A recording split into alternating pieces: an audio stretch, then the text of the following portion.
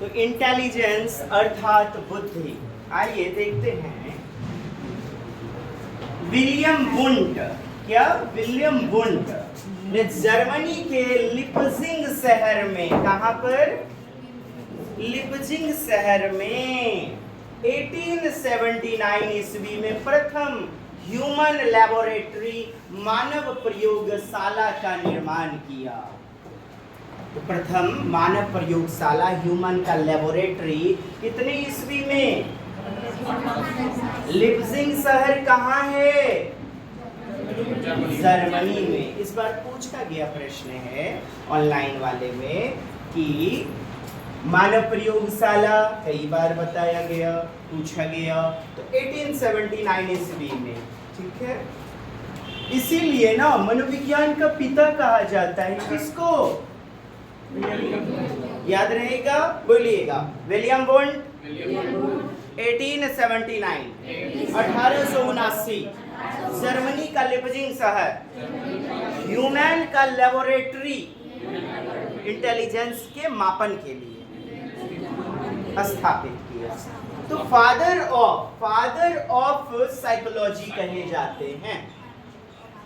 आइए, भारत में एन सेन गुप्ता, भारत में एन सेन गुप्ता। अच्छा, शिक्षा में मनोविज्ञान, पहले तो यह दर्शन शास्त्र का विषय हुआ करता था ना, तो शिक्षा में लाया, एजुकेशन में। जैसे अभी शिक्षा जगत में आया ना साइकोलॉजी, हम लोग शिक्षा की तो अध्ययन कर रहे हैं और बच्चों को पठन पाठन करवाएंगे। तो फादर ऑफ शैक्षिक मनोविज्ञान कौन कहलाएंगे? थॉर्नडाइक। एजुकेशन साइकोलॉजी के पिता कहलाएंगे थॉर्नडाइक। फ्रांसिस गाल्टन ने बुद्धि शब्द का, फ्रांसिस गाल्टन 1885 ईस्वी, याद रहेगा ये बात, 1885 फ्रांसिस गाल्टन ने बुद्धि शब्द का सर्वप्रथम प्रयोग किया। किसने किया साहब? फ्रांसिस गाल्टन ने। आरबी केटल ने सर्वप्रथम 1890 ईस्वी में बुद्धि मापन एवं परीक्षण में बुद्धि मापन का प्रयोग किया। बुद्धि शब्द का प्रयोग किया फ्रांसिस गाल्टन। बुद्धि मापन एवं परीक्षण में प्रयोग किया किसने? R B Cattell. वही तरल एवं ठोस बुद्धि के सिद्धांत, तरल एवं ठोस बुद्धि, क्रिस्टल, लिक्विड इंटेलिजेंस के बारे में जिन्होंने बताया हुआ है। चलिए पुनः रिकैप कर लें। जर्मनी का लिपजिंग शहर 1879 किसने? विलियम वुंट ने ह्यूमन लैबोरेटरी की स्थापना की। पुनः आगे देखें तो मनोविज्ञान का पिता कौन कहलाते हैं? William Wundt. भारत में एन सेन गुप्ता। शैक्षिक मनोविज्ञान के पिता थॉर्नडाइक। फ्रांसिस गाल्टन ने बुद्धि शब्द का फर्स्ट प्रयोग किया। केटल बुद्धि मापन एवं परीक्षण में बुद्धि मापन का प्रयोग किया। आगे बढ़े। इंटेलिजेंस क्या है? मानसिक शक्ति साहब, जिससे वस्तुओं तथा तथ्यों को समझने में, उनमें कोरिलेशन, जैसे क्वेश्चन वगैरह, जो भी समस्या है, जो भी तथ्य हैं, उनमें संबंध स्थापित करते हैं। आपसी संबंध को खोजने तथा तर्क वितर्क करने में किसका उपयोग होता है? तर्क पूर्ण ज्ञान प्राप्त करने में सहायता करती है। तो बुद्धि ना मेंटल एबिलिटी है, मानसिक योग्यता, जिसकी मदद से वस्तुओं के बारे में, तथ्यों के बारे में तर्क वितर्क करते हैं।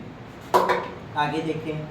स्टर्न के अनुसार, कौन? विलियम स्टर्न के अनुसार बुद्धि एक सामान्य क्षमता है जो व्यक्ति को चैतन्य रूप से आपसी विचार प्रक्रिया को नवीन आवश्यकताओं के साथ समायोजित करने में सहायता करती है। स्टर्न कहते हैं एक सामान्य क्षमता है, व्यक्ति को चैतन्य रूप से, तर्कपूर्ण रूप से अपने विचार प्रक्रिया को, थिंकिंग प्रोसेस को न्यू नीड्स के अनुसार, हमारी जरूरत के अनुसार तर्क वितर्क करने की क्षमता प्रदान करती है। कहते हैं स्टर्ड बुद्धि। क्या है? ज्ञान अर्जन करने की क्षमता। कौन कहते हैं? विभिन्न हम लोग परिभाषा देख रहे हैं। तो बुडरो कहते हैं डरो। क्या साहब? डरो। ज्ञान अर्जन करने की क्षमता। ज्ञान अर्जन करने की क्षमता को बुद्धि कहते हैं। बुद्धि कार्य करने की विधि है। कौन कहते हैं? बर्थ से मनुष्य कार्य करना शुरू कर देता है। तो कार्य करना, ये याद रखना है कुछ परिभाषाओं को। हालांकि अभी ऑनलाइन में नहीं आ रहे हैं ये चीजें, ये प्रीवियस में आया करते थे। अभी आपने ऑनलाइन में देखा होगा रटंत विद्या वाला ज्यादा तथ्य नहीं आता है, आपकी मानसिक चेतना पर आधारित आते हैं। बुद्धि योग्यता प्राप्त करने की योग्यता है, बुद्धवर्थ कहते हैं। बुद्धि इन चार शब्द, कौन कौन सा चार शब्द बोलिएगा? निर्देश में निहित है। माने बुद्धि में जो निहित है ना, समाया हुआ है ज्ञान, आविष्कार, आलोचना, निर्देश। आलोचना मतलब क्या? गुण अवगुण को जानना। आविष्कार खोजी होना, सृजनशील विचार। ज्ञान और निर्देश जानते हैं, इंस्ट्रक्शन। बीने के अनुसार, किनके अनुसार? बीने। अब देखिए ट्रिक के रूप में जान, ज्ञान, ज्ञान, आविष्कार, आलोचना, निर्देश, जान। याद रखिए तो ठीक है, नहीं तो हटिए। अच्छी तरह निर्णय करने, अच्छी तरह बाध्य करने और अच्छी तरह तर्क करने। बाध्य, निर्णय मतलब डिसीजन कैसे लेते हैं आप मुझे बताइए तो? बुद्धि के आधार पर ना, किसी कार्य को करने के लिए बाध्य करते हैं, निर्देश देते हैं, तर्क वितर्क करते हैं। तो ये सारी योग्यता ना बुद्धि है। कौन कहते हैं? अल्फ्रेड बीने। बीने कहते हैं बुद्धि सीखने की योग्यता है। कौन कहते हैं? बंकिंघम। बंकिंघम, बंकिंघम बुद्धि ना सीखने की योग्यता है। बुद्धि सीखने व पहचानने की योग्यता है। फ्रांसिस गाल्टन, पहचानने व सीखने की योग्यता है। फिर आगे देखें, बुद्धि अमूर्त विचार, जो नहीं दिख रहे हैं, अंदर ही अंदर हम लोग चिंतन करते हैं। अमूर्त हैं, एब्स्ट्रैक्ट हैं। जो चीजें देख रहे हैं वो क्या है? मूर्त है, कॉन्क्रीट है। तो बुद्धि अमूर्त विचारों के बारे में सोचने की योग्यता है, एबिलिटी है। क्या? बुद्धि अमूर्त विचारों के बारे में। कौन कहते हैं? टर, मन। देखिए मन, तो मन में हम विचार करते हैं ना, टर मन। यहाँ क्या किया है हमने? ट को ऐसे ही और मोनोमन, मन को बोल्ड कर दिया है। तो समझेंगे, जैसे याद रखना है रखा जाए। बुद्धि अवधान की योग्यता, स्काउट, आउट, अवधान, कंसंट्रेट करने की योग्यता है। अवधान। बुद्धि वह शक्ति है, पावर है, जो समस्या को समाधान करने में सहायता करती है। जीवन में समस्या का समाधान करने में, समस्या जब भी समाधान करते हैं हम अपनी राय देते हैं, हम अपने मन से अपनी राय पूछते हैं, तो राय देकर के समस्या समाधान करते हैं। राय वर्ण महोदय कहते हैं बुद्धि पावर है, जो प्रॉब्लम सॉल्विंग में हेल्प करती है। जी नहीं, याद नहीं रखना है, छोड़ दीजिए इनको आप।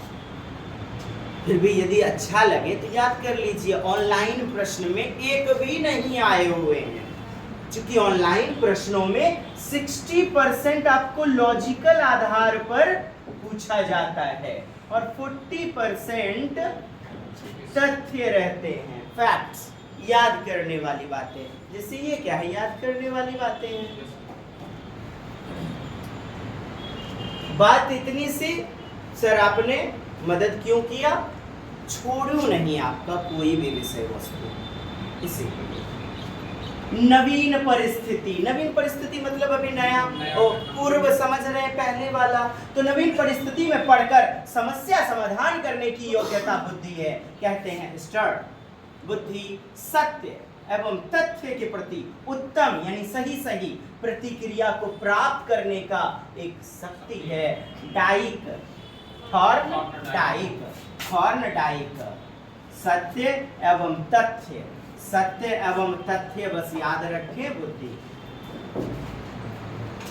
फिर देखें बोर्डिंग कहते हैं, बोर्डिंग। बुद्धि वही है जो बुद्धि परीक्षण मापता है, बुद्धि वही है जो बुद्धि परीक्षण मापता है, बोर्डिंग। बुद्धि एक तर्क संगत चिंतन है, स्पीयरमैन। तर्क संगत चिंतन है, कहते हैं स्पीयरमैन।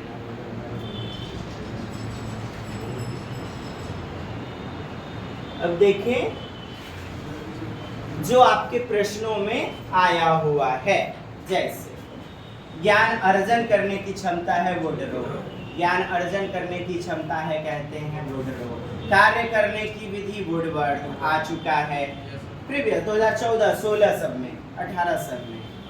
अब देखें ज्ञान आविष्कार आलोचना निर्देश आ चुका है आपका, ठीक।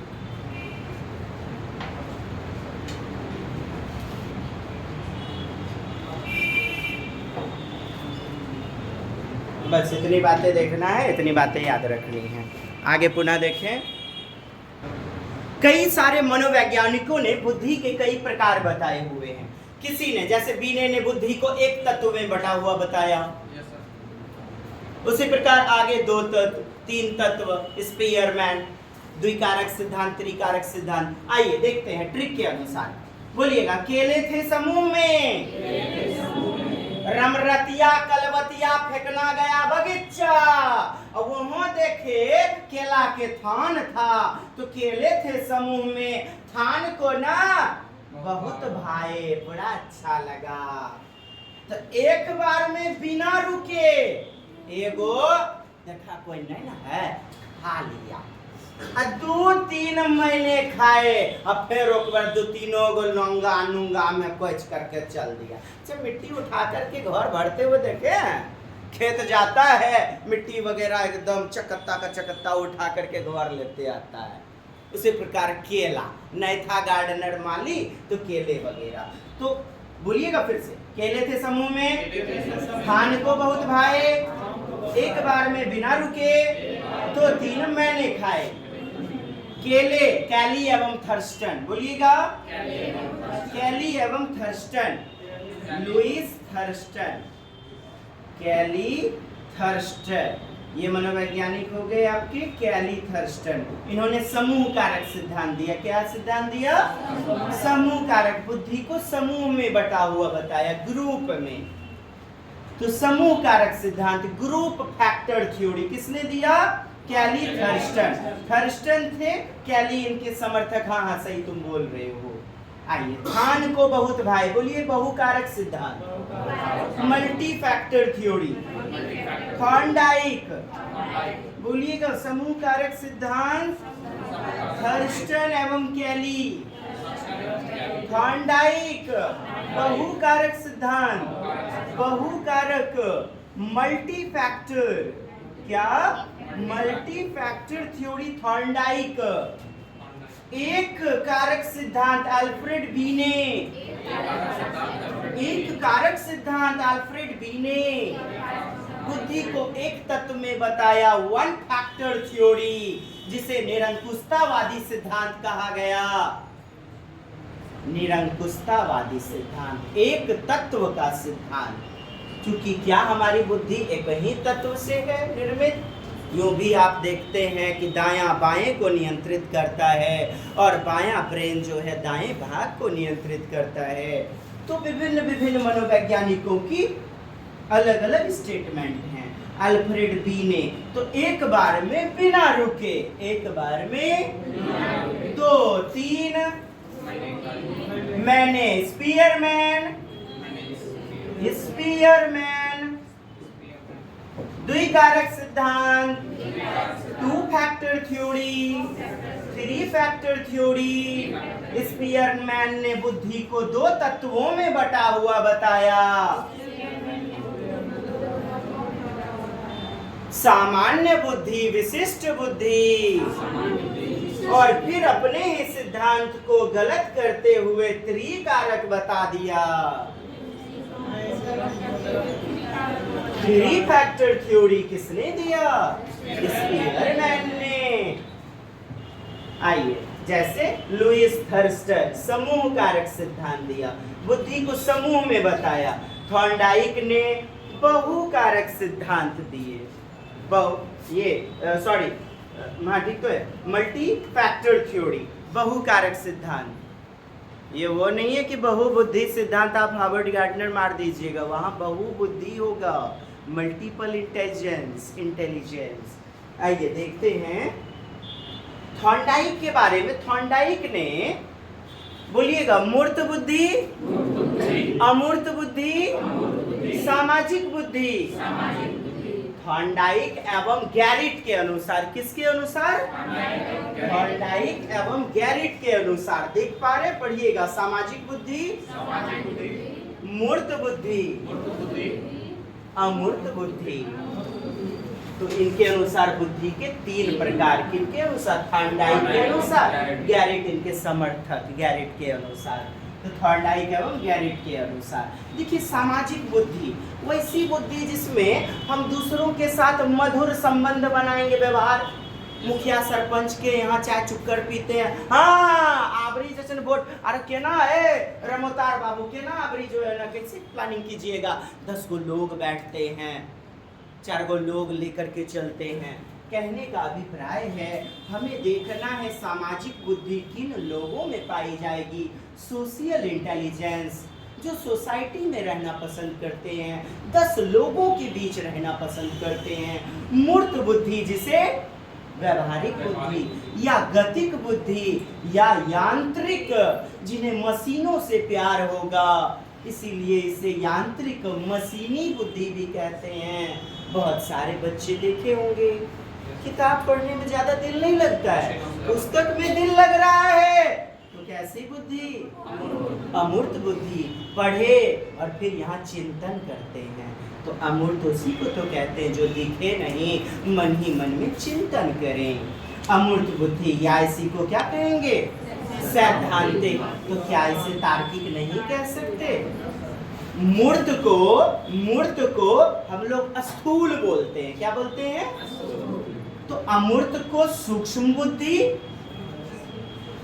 एब्स्ट्रैक्ट इंटेलिजेंस, केवल एक नाम अंग्रेजी में याद रखें। और मूर्त व्यवहारिक या गतिक बुद्धि, गति करते हैं, गति इंद्रियों का प्रयोग करते हुए क्रिया करना। तो क्रिया करना यानी गतिक। स्थूल या इसी को ठोस बुद्धि कहते हैं। तो इंग्लिश देखें, कॉन्क्रीट इंटेलिजेंस। अब तीनों को समझ लें, याद तो हो गया ना? थॉर्नडाइक के अनुसार बोलिएगा, सामाजिक बुद्धि, मूर्त बुद्धि, अमूर्त बुद्धि। पुस्तकीय ज्ञान से संबंधित अमूर्त बुद्धि, मशीनों से संबंधित, समूह में रहने से संबंधित। आइए पढ़ लें अब। समाज में समायोजन, यानी समाज के रीति रिवाज, चलन, प्रथा, धर्म में क्या कर लेते हैं? एडजस्ट। तो करने के लिए हम जो बुद्धि लगाते हैं, जिस बुद्धि का प्रयोग करते हैं, उसे क्या कहा जाता है? सामाजिक बुद्धि। सामाजिक बुद्धि की सहायता से हम दूसरों के साथ व्यवहार करना सीखते हैं, लोगों के साथ, बड़े बुजुर्गों के साथ उठना बैठना, वार्तालाप करना, यानी समाज में समायोजन। समाज शब्द आ गया, समाज में समायोजन, कहाँ चले जाएंगे? सामाजिक बुद्धि। ठीक है, अब देखिए, हम समाज में रहकर हर आदमी से अलग अलग तरीके से व्यवहार करते हैं। भाई बहन, दोस्त, पड़ोसी। पढ़िए तो,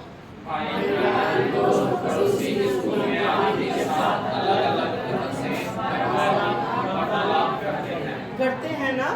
भाई के साथ अलग, बहन के साथ अलग, पति के साथ, पत्नी के साथ अलग तरीके से समायोजन करते हैं। समायोजन यानी एडजस्ट करना, अपने आप को ढाल लेना समाज के अनुसार, समाज के रीति रिवाज के अनुसार। आइए आगे पढ़ते हैं। हम सभी से व्यवहार करते समय सामाजिक बुद्धि का प्रयोग करते हैं। जैसे नायक, लीडर, नेताजी, मुखिया, सरपंच। अब देखिएगा अध्यापक, अध्यापक ना मल्टी टैलेंटेड, सब में तीनों में आएगा। अध्यापक क्या तीनों में आ जाएगा, लेकिन फिर भी क्वेश्चन दे दे तो आप इसमें जाइएगा, तीसरा अमूर्त में, है ना, अमूर्त में जाइएगा। सर अगर दोनों ऑप्शन दे तो? सर मैंने बोला अमूर्त में जाना है आपको, आपको अमूर्त में जाना है। अब सर आपका प्रश्न जो आया ना, मैंने स्पष्ट किया, दोनों की तीनों दे देना ऑप्शन, अमूर्त में जाएंगे क्योंकि पुस्तकीय ज्ञान से संबंधित हमने बताया ना, जिसमें चिंतन करते हैं आप, दिखाई दे रही हैं चीजें लेकिन आप थिंकिंग करते हैं किताब पढ़ने के बाद ना। चलिए देखिएगा, सामाजिक बुद्धि समझ चुके हैं, नेता, सरपंच, मुखिया आदि, ठीक। मूर्त बुद्धि, व्यवहारिक बुद्धि, तो मूर्त बुद्धि में पढ़ लेते हैं, जब बच्चा अपने सामने फिजिकली रूप में कोई चीज रखी हुई है, फिजिकली मशीन वगैरह आदि, फिजिकली रखी हुई वस्तुओं के बारे में सोचता है। अब सर सोचना तो यहाँ भी होता है, लेकिन वस्तुएं मेन रूप से मायने रखती हैं। वस्तुओं के बारे में क्या आपने देखा, सामने रखी हुई यानी कि फिजिकली रखी हुई है कोई वस्तु, उसके बारे में सोचता है तो वह मूर्त बुद्धि का प्रयोग करता है। पढ़िएगा बच्चा पहले वस्तु स्थायित्वता हमने देखा था, सामने वस्तु टॉय वगैरह है उसके बारे में सोचेगा। लेकिन अमूर्त में ना, सिद्धांत में ना, रास्ते चलते भी किताबें सामने नहीं भी हैं, फिर भी हम सोचते हैं, चिंतन करते हैं, थ्योरी कैसे हुआ, है ना। और यहाँ पर वस्तुओं का सामने होना अनिवार्य हो जाता है, मूर्त में सोचता है, वह मूर्त बुद्धि का प्रयोग करता है। बच्चा पहले वस्तु स्थायित्वता, ऑब्जेक्ट परमानेंस, यानी किसी वस्तु की छवि दृष्टि पटल पर सामने रहती है, बनता है, तथा बाद में उन पर सोचता है। अतः किसी पढ़िएगा, सामने रखा हुआ ठोस वस्तु, मूर्त वस्तु, गतिक या मूर्त बुद्धि कहलाती है। जैसे पूछा गया प्रश्न में, पढ़िएगा, पंखा सामने रहेगा तब ना उसको ठीक करेगा जी। Mechanic, Godrej, fridge, washing machine खराब हो गया, सामने है उसके तब ना होगा। तो मैकेनिक, यांत्रिक, अच्छा शिल्पकार, आर्किटेक्ट, डिजाइनर वगैरह, आर्किटेक्ट शिल्पकार, भवन निर्माण करता, मूर्ति निर्माण करता, शिल्पकार शिल्प बनाने वाला, ये समझे आप। आर्किटेक्ट, डिजाइनर, किसको कहते हैं आर्किटेक्ट? आर्किटेक्चर कोई चीज का फ्रेमवर्क तैयार करने वाला। जैसे भवन वगैरह में क्या करते हैं, वो डिजाइन करता है ना जी।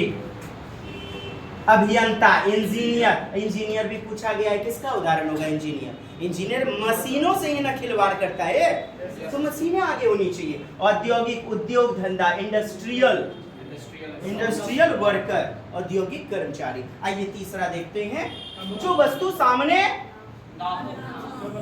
ना हो, नॉट फिजिकली प्रेजेंट, फिजिकल और केमिकल समझते हैं ना, केमिकल नहीं भी दिख रही हैं, रासायनिक क्रियाएं, अमूर्त चीजें, तो फिजिकली प्रेजेंट ना हो, उसके ऊपर सोचना अमूर्त चिंतन कहलाता है। जैसे पढ़िएगा,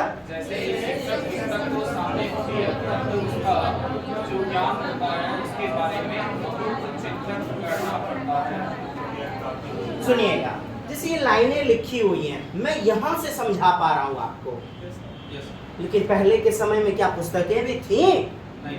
नहीं।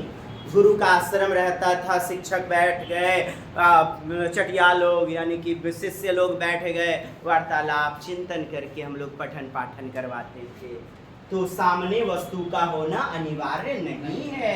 अमूर्त में सैद्धांतिक, जिसे सूक्ष्म या तार्किक बोले तो एब्स्ट्रैक्ट इंटेलिजेंस कहते हैं, एक तार्किक चिंतन होता है। क्या होता है? ये एक लॉजिकल इंटेलिजेंस होता है। बच्चा तथ्यों के आधार पर सोचता है, तथ्य के आधार पर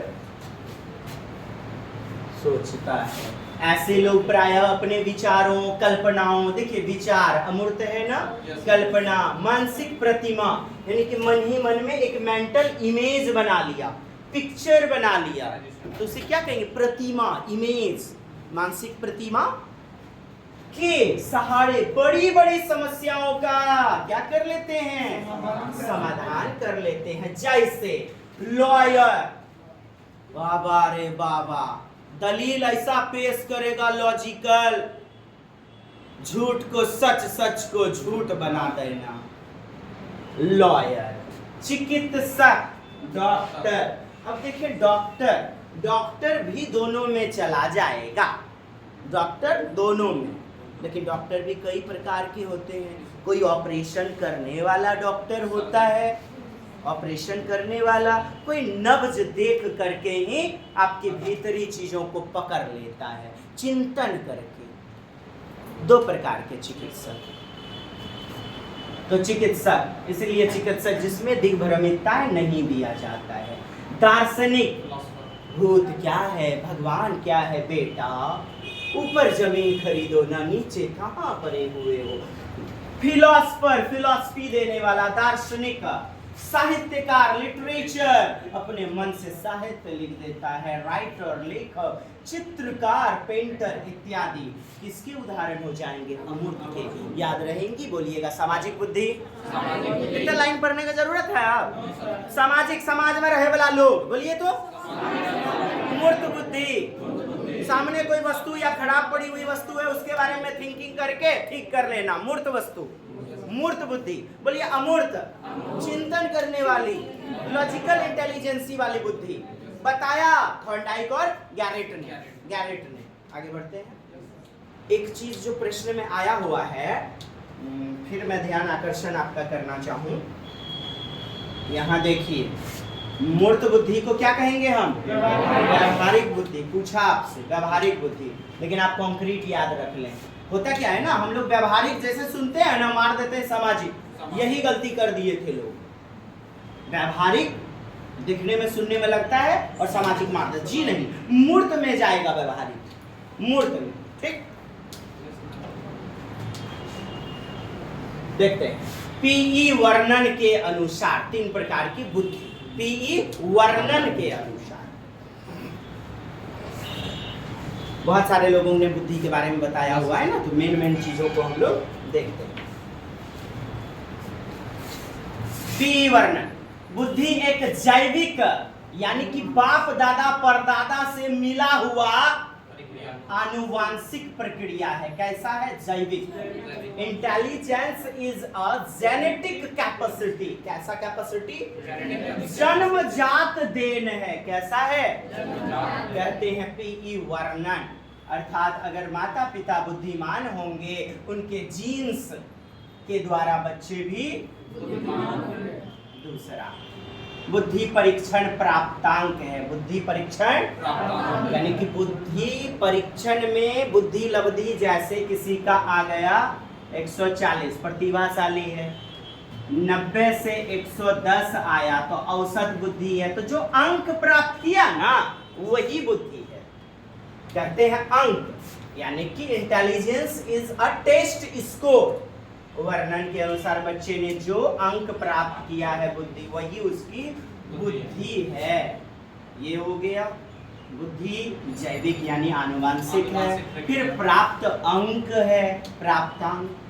बुद्धि व्यवहार में परिवर्तन है, चेंज इन बिहेवियर। आप शिक्षा प्राप्त करते हैं, धीरे धीरे व्यवहार में चेंजिंग होता है। पहले आपका मित्र, छोड़िए मेरा मित्र, खड़ा होता था, गुड मॉर्निंग सर, नीचे कलम लग देते थे। बाबा रे बाबा, नीचे कलम भौंका गया। कीरे ललटुस बाकोची, नहीं सर कुछ नहीं। क्या बोलेगा बेचारा? क्या आज भी करते हैं? क्योंकि बुद्धि डेवलप हुई, व्यवहार में परिवर्तन हुआ। तो 3 बातें वर्णन के अनुसार। बुद्धि आनुवांशिकता से प्राप्त है, प्राप्त टेस्ट का स्कोर है, प्राप्तांक है, और तीसरा व्यवहार में परिवर्तन है। वर्णन के अनुसार हम दूसरों के साथ व्यवहार करते हैं, उसमें परिवर्तन करते हैं। छोटका से बात करना है, गधा कहेगा समझता ना, बड़े से बात करना है तुरंत चेंज करते हैं। जी चाचा जी, हाँ जी, इसको समझिए ना, थोड़ा सा कृपया समझने का प्रयास कीजिए ना, ये ऐसे हो जाएगा। गूगल मीट ऐसे चलाते हैं, टेलीग्राम वगैरह ऐसे चलाते हैं जी। तो बड़ों से वार्तालाप, अलग अलग व्यवहार में परिवर्तन करते हैं हम। ये 3 प्रकार हो गए बुद्धि के सिद्धांत। देखिए मनोवैज्ञानिकों ने बुद्धि के सिद्धांत को 2 वर्गों में वर्गीकृत किया। कितने वर्ग में? 2। मनोमितिक उपागम, साइकोमेट्रिक अप्रोच, और दूसरा देखेंगे सूचना प्रक्रमण यानी इंफॉर्मेशन प्रोसेसिंग अप्रोच। इंफॉर्मेशन के आधार पर। नहीं समझे? बिल्कुल नहीं समझे। यहां तक चीजें पहले याद हुई? समझ में आई बातें? ठीक है, विश्वास करता हूं। देखिएगा, 2 वर्गों में बुद्धि के सिद्धांत को बांटते हैं कई सारे मनोवैज्ञानिक। मनोमितिक, साइकोमेट्रिक अप्रोच, साइकोमेट्रिक अप्रोच, और दूसरा सूचना के आधार पर, इंफॉर्मेशन प्रोसेसिंग के आधार पर। तो मनोमितिक अर्थात मनोमितिक उपागम बुद्धि को अनेक प्रकार की योग्यता का एक समुच्चय माना है, यानी निष्पादन के सूचकांक। निष्पादन माने कैलकुलेशन करना, ऑपरेशन करना, किसी कार्य को करना, निष्पादित करना। निष्पादन का मतलब समझा आपने? निष्पादन करना, ऑपरेट करना। निष्पादन यानी कि उस कार्य को आप कर रहे हैं उसके सूचकांक के रूप में व्यक्त करता है। क्या? मनोमितिक, मन में जो उसकी क्रिया विधि है उसके मापन के आधार पर, और दूसरा सूचना के आधार पर कि बंदे को कितनी जानकारी है, कितना तर्क वितर्क कर सकता है। देखते हैं मनोमित, ये देखिए तर्कना करना। सूचना प्रकरण उपागम में बौद्धिक तर्कना तथा समस्या समाधान में व्यक्तियों द्वारा उपयोग की जाने वाली प्रक्रिया का वर्णन किया जाता है। यह उपागम बुद्धिमत्तापूर्ण व्यवहारों में अंतर्निहित संज्ञानात्मक प्रक्रिया के अध्ययन पर अधिक बल देता है। नहीं समझे ना? चलिए बोलिएगा। मनोमितिक, सूचना प्रक्रमण, मनोमितिक और सूचना प्रक्रमण। मनोमितिक मतलब मापने वाला, मनोमितिक मतलब मितिक माने मापने वाला, और सूचना प्रक्रमण मतलब तर्क वितर्क करने वाला प्रक्रिया। बस शॉर्ट में समझ लिया हमने। साइकोमेट्रिक, साइकोमेट्रिक और इंफॉर्मेशन प्रोसेसिंग। अब 2 आधार पर, ठीक। आइए अब जैसे आप देख पा रहे हैं मनोमितिक आधार पर एक कारक सिद्धांत, सूचना के आधार पर बुद्धि का त्रिचापीय सिद्धांत, त्रिचापीय सिद्धांत, और अन्य में संवेगात्मक बुद्धि, बहुआयामी सिद्धांत, गिलफोर्ड वगैरह का। साइकोमेट्रिक मापने वाला, 1 फैक्टर थ्योरी, 2 फैक्टर द्विकारक, प्राथमिक मानसिक योग्यता का सिद्धांत। फिर देखें बहुकारक सिद्धांत, मल्टी फैक्टर, जैनसन का बुद्धि सिद्धांत, प्रतिदर्श सिद्धांत, त्रिआयामी सिद्धांत किसने दिए हुए हैं यह देखते चलेंगे सबको डिटेल में। तरल ठोस बुद्धि, और देखिए यहाँ आ गया ना कैरोल का त्रिस्तरीय बुद्धि सिद्धांत, कैरोल का त्रिस्तरीय बुद्धि सिद्धांत। सूचना प्रक्रमण में यदि देखेंगे मतलब सूचना के आधार पर, और ये मापन के आधार पर मनोमितिक, और ये सूचना प्रोसेसिंग। बुद्धि का त्रिचापीय सिद्धांत, सहकालिक अनुक्रमिक मॉडल, पास मॉडल जिसे कहते हैं। अदर में संवेगात्मक, बहुआयामी। अब यदि हम बात करें तो आज तो नहीं कल करेंगे। एक कारक सिद्धांत जैसे हम लोग देख रहे हैं, तो एक कारक सिद्धांत मतलब बुद्धि अविभाज्य इकाई है। कैसी है? बांटा नहीं जा सकता है जिसे। तो कहते हैं बीने महोदय, बुद्धि एक तत्व में बटा हुआ है, इसलिए इसे एक कारक सिद्धांत। बोलिएगा, एक तत्व का सिद्धांत, एक कारक सिद्धांत, बुद्धि केवल एक तत्व से सबसे प्राचीन सिद्धांत, निरंकुशतावादी सिद्धांत। निरंकुश मतलब अपना मनमाना करने वाला राजा, निरंकुश डिक्टेटरशिप, जो हूं मैं हूं सब कुछ, इसी को तो निरंकुश कहेंगे। क्यों? क्या बुद्धि एक तत्व से बना हुआ है? आप खुद कहेंगे नहीं, आप यूं भी कहते हैं दिल में है, पेटों में है, मुंह पे नहीं है, मतलब दो चीजें तो चलती रहती हैं, मन कुछ कहता है, आत्मा कुछ कहती है, तो बुद्धि तो है साहब। तो खैर, जो अपने ही सिद्धांत को सब कुछ माने, कहे इसका खंड नहीं कर सकते हैं, इसी को तो कहेंगे निरंकुशतावादी सिद्धांत। इसीलिए इसकी बहुत आलोचना हुई। द्विकारक सिद्धांत में देखना है तो स्पीयरमैन, कौन? स्पीयरमैन। फिर त्रिकारक में, अच्छा दो कारक में बताया क्या ना, विशिष्ट कारक, एस फैक्टर, क्या बोलेंगे? S factor. और जी फैक्टर, क्या बोलेंगे? जी फैक्टर। जन्मजात योग्यता गुण, जन्मजात से जो मिला है हमें जनरल, और अर्जित हम समाज में वातावरण में ढल करके प्राप्त करते हैं, कुशलता विशिष्टता लाते हैं, अर्जित स्पेसिफिक कहलाता है। ठीक है, पुनः आगे बढ़ेंगे तो देखेंगे इस प्रकार विशिष्ट कारक, एस कारक। चलिए कल इस चैप्टर को हम लोग लगे हाथ जो है एक सीरीज में देख लेंगे। जी पूछिए, कुछ पूछना है? आज के लिए इतना ही, धन्यवाद, रहने देते हैं बस। जय हिंद, जय भारत, वंदे मातरम।